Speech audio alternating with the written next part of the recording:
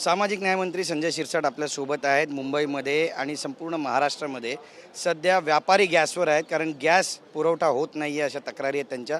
आपण त्यांची थेट बातचीत करणार आहोत. सर, गॅसबद्दल ज्या काही बातम्या समोर येत आहेत, रांगा लागलेल्या आहेत, गॅस मिळत नाही आहे, वडापावसुद्धा 20 रुपयाचा 25 रुपये झाल्याची माहिती आहे. सरकार म्हणून भूमिका काय? कारण विरोधक म्हणतात की आम्ही आमची बाजू मांडतोय, पण आमची संख्या कमी आहे, त्यामुळे सरकारला याचा स्वर सुतक नाही. हे बघा, सर्व जगाला माहिती आहे की आता युद्ध चालू आहे. तेल आणण्याचा प्रयत्न होतोय आपला, आपण गॅस आणण्याचा प्रयत्न करतोय, आणि मग अशा वेळेला थोडीशी अडचण भासते हे निश्चित आहे. अहो, आता गॅस तर आहेच आहे, कारखाने बंद पडण्याच्या मार्गावर काही झालेले आहेत, काही रेट वाढत चाललेले आहेत. मला वाटतं ह्या युद्धाच्या झळा या प्रत्येकाला बसत आहेत, परंतु सरकार याच्यावर आता नियंत्रण करायचा प्रयत्न करते, आणि मला वाटतं लवकरच याच्यावर काही ना काही मार्ग निघेल. परंतु एक निश्चित आहे, काही लोक धास्तीने उद्या मिळेल की नाही गॅस म्हणून रांगा लावत आहेत. मला वाटतं ते पॅनिक झालेले, त्यांनी सुद्धा हे समजून घेतलं पाहिजे की गॅसचा पुरवठा, जो घरगुती गॅस आहे त्याचा पुरवठा सुरळीत आहे. फक्त व्यापारी गॅसचा जो आहे तो तुटवडा आहे, आणि तो काही दिवसात पूर्ण करला जाईल. नक्कीच. पण याच्यामुळे जी काळाबाजारी सुरू आहे याबद्दल सरकारची नेमकी भूमिका काय असणार आहे? कारण 6-7 हजार रुपयापर्यंत आता कमर्शियल सिलेंडर जे आहेत त्याची विक्री सर्रास होते असं बोलतायत विरोधक. नाही, आता सरकारने म्हणजे मुख्यमंत्र्यांनी स्वतः कलेक्टरला त्या सूचना दिलेल्या आहेत, आणि अशा ठिकाणी ज्या ठिकाणी काळाबाजार केला जात असेल त्यांच्यावर कडक कारवाई करायचं म्हणजे सूचनासुद्धा दिलेल्या आहेत. तुम्ही पाहिलं असेल का 1-2 ठिकाणी रेड पण झालेले आहेत, सिलेंडर पकडल्यासुद्धा गेलेले आहेत. म्हणून आता काळाबाजार करणाऱ्याचं जो काही ऊत आलेला आहे, जो पीक आलेलं आहे, त्याच्यावर निश्चित कंट्रोल केला जाईल. तुमच्या सामाजिक न्याय विभागातून ॲट्रॉसिटी संदर्भात तुम्ही जे विधान केलं होतं त्याला बऱ्याच वेगळ्या अर्थाने सुद्धा घेतलं जातं आहे, आणि नेमकं यातलं वास्तव काय नेमकं होणार आहे? कारण संपूर्ण देशभरात याची चर्चा आहे. हे बघा, ॲट्रॉसिटी ॲक्टच्या संदर्भामध्ये गैरसमज जास्त पसरवले जातात. मी पुन्हा एकदा सांगतो, हा कायदा सेंट्रल गव्हर्नमेंटने बनवलेला आहे, हा केंद्राचा कायदा आहे. हा कायदा आम्हाला बदलता येत नाही, तसा कोणताही अधिकार आम्हाला प्राप्त नाही. ॲट्रॉसिटीचा गुन्हा दाखल झाल्याबरोबर ताबडतोबीने FIR फाडणं हे पोलीस स्टेशनला कंपल्सरी, आणि त्याचा जो काय आयोग असतो त्यांनी ती पुढील कारवाई तातडीने करणं अपेक्षित आहे. आणि म्हणून अशा ह्या घटना ज्या घडतात, जर याला धरबंद नसला तर मग ज्याच्यावर अन्याय होतो त्याला न्याय मिळणार नाही. आमचा विभाग याच्याकडे लक्ष देऊन आहे.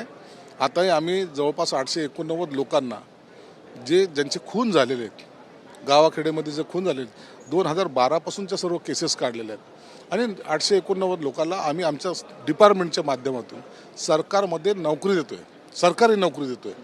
आणि त्याची सुरुवात 20 तारखेला करतो आहे, महाडच्या 14 तळ्यापासून. बाबासाहेबाला अभिप्रेत असलेला जी घटना आहे त्या घटनेच्या अनुसरूनच या सर्वांना न्याय द्यायची भूमिका ही सामाजिक न्याय विभागाची आहे. नक्कीच. आपण पाहतोय की धर्मांतरबंदी कायद्यावरती आता आज चर्चासुद्धा होणार आहे, तुम्ही सुद्धा असालच.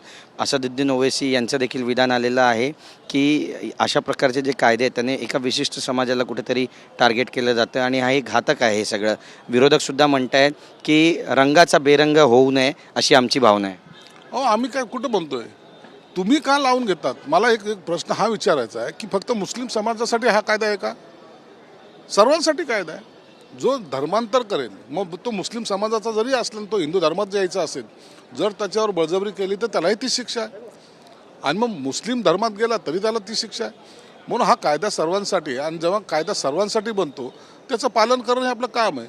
परंतु जाणून बुजून हिंदू धर्मामधले काही लोकांना धर्मांतर करून घेणे आणि काही कालानंतर सोडणे, हा जो प्रकार आहे ना, तो फार विचित्र आहे. आता तुम्ही पुण्याची घटना पाहत असाल, 4 मुलं असलेली ती बाई आज त्याच्या संसारामधून बाहेर आली आणि पुन्हा तिने हिंदू धर्म स्वीकारला. या अशा घटना रोज घडत आहेत. म्हणून याच्यावर नियंत्रण येण्यासाठी हा कायदा आहे. ज्योती गायकवाड काँग्रेसचे आमदार आहेत, त्या म्हणतात की आम्ही याचा विरोध करणार, कारण संविधानाचे कलम 25 आणि 26 याचं उल्लंघन आहे या धर्मांतर कायद्यानुसार. बाबासाहेबांनी सुद्धा धर्मांतर केलं होतं, नागपूरमध्ये दीक्षा घेतली होती, आणि त्यामुळे याचा विरोध केला जाईल. धर्मांतर नाही म्हणतात, त्याला धम्म स्वीकारलं, धर्मांतर नाही. परंतु जरी तुम्हाला धर्मांतर करायचं असेल तर तुमच्या मर्जीनुसार केलं पाहिजे, त्याला कुणाचाही बंधन नाही आहे. बळजबरीचं धर्मांतर याला विरोध आहे. बाबासाहेबांनी जी घटना दिली की कुणावर अन्याय अत्याचार होता कामा नये, त्याला त्याच्या मर्जीने जगता आलं पाहिजे. कायदा हे त्याच्या मर्जीने जो आहे त्याचं कुणी उल्लंघन करता कामा नये. म्हणून धर्मांतर मर्जीने होत असेल तर त्याचा कुणाचा आक्षेप असण्याचं काही कारण नाही. आमची बातचीत केल्याबद्दल. कॅमेरा पर्सन रोहन पवारसह गिरीश गायकवाड, TV9 मराठी, मुंबई.